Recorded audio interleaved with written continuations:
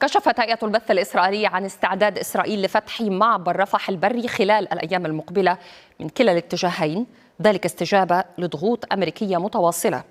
وأفادت الهيئة بأن هذه الخطوة تأتي في إطار تفاهمات جرى بحثها خلال لقاء رئيس الوزراء الإسرائيلي بنيامين نتنياهو والرئيس الأمريكي دونالد ترامب في مارلاغو. نقلت الهيئة عن مصدر أمريكي اعتقاده أن الإعلان الرسمي سيتم عقب عودة نتنياهو إلى إسرائيل، ذلك ضمن مساعي أمريكية لتمكين إدخال مزيد من المساعدات والآليات الضرورية إلى القطاع.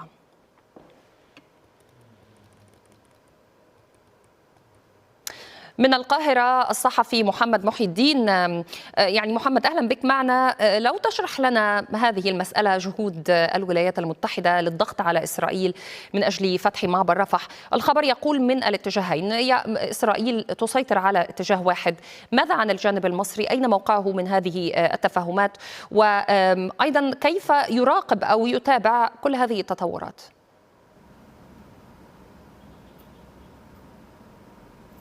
مصر ترحب بداية بفتح معبر رفح وجميع المعابر التي تربط قطاع غزة بالعالم الخارجي، وعلى رأسها معبر رفح. ولكن هناك أسس مصرية وضعتها لفتح معبر رفح، وتم التأكيد على هذا خلال الأيام الماضية من وزير الخارجية المصري. أول هذه الأسس أن يكون فتح المعبر في الاتجاهين، فمصر مستعدة لذلك، وكذلك تجري تجهيزات على الأرض استعدادا لفتح معبر رفح في الاتجاهين حال تم التوصل إلى تفاهمات بشأن هذا الأمر. ولكن هناك بعض الأمور الأخرى والشروط الأخرى التي وضعتها مصر سابقا تتعلق بالإدارة الفلسطينية لمعبر رفح. مصر ترفض وجود قوات إسرائيلية على الجانب الآخر من معبر رفح، وتعتبر أن ذلك اعتراف بالاحتلال الإسرائيلي لهذه المنطقة وهذا ما ترفضه مصر تماما.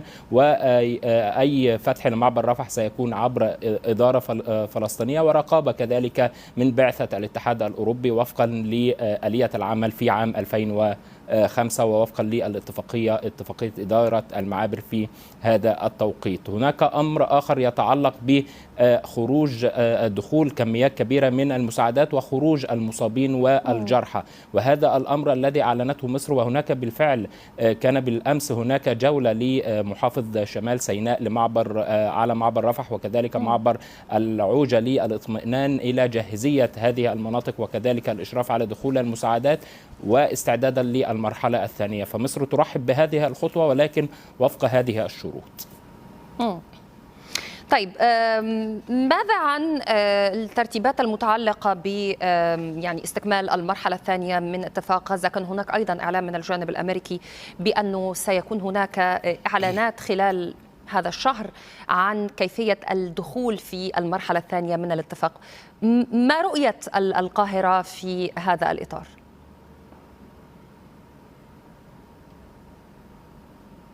تطالب بالإسراع في تنفيذ هذه المرحلة الثانية، وتتوقع كذلك أن تكون في شهر يناير المقبل. ولكن هناك تراتبية أعلن عنها وزير الخارجية المصري، وربما تمت تفاهمات في هذا الشأن خلال اجتماع ميامي الذي حضره الوسطاء من مصر وتركيا وقطر، وبالإضافة بالطبع إلى الولايات المتحدة الأمريكية. هذه التراتبية تبدأ بتشكيل لجنة تكنوقراط فلسطينية لإدارة قطاع غزة، ومصر عرضت مجموعة من الأسماء على تخص هذه اللجنة، ويبدو أن هناك تفاهمات بشأن هذه الأسماء وموافقة، ولكن لم يكتمل تشكيل هذه اللجنة بعد. الأمر الآخر ولا يقل أهمية بالنسبة للجانب المصري وهو الإسراع في تشكيل قوة استقرار دولية تكون مهمتها تثبيت وقف إطلاق النار ومراقبة التزام الطرفين ومدى التزام الطرفين بهذا الأمر. ومصر تؤكد أن الدخول للمرحلة الثانية يجب أن يكون بشكل كامل، وهو تنفيذ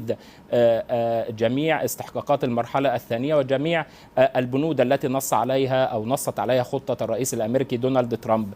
تقصد مصر في هذا الشأن أن يجب أن يكون هناك انسحاب إسرائيلي كذلك إلى الخطوط المتفق عليها، لا يتعلق فقط الأمر بما يدور الحديث عنه وهو نزع أو حصر سلاح حماس. فمصر ترى ضرورة تنفيذ جميع البنود التي شملتها هذه الخطة الشرطة الأمريكية. كذلك هناك اتصالات تجري على مدار اليوم وبشكل شبه يومي مع الوسطاء وكذلك مع أعضاء لجنة الثمانية من الدول العربية والإسلامية للتحضير لهذه المرحلة الثانية وكذلك ضمان تنفيذ هذا الاستحقاق الثاني من وقف إطلاق النار.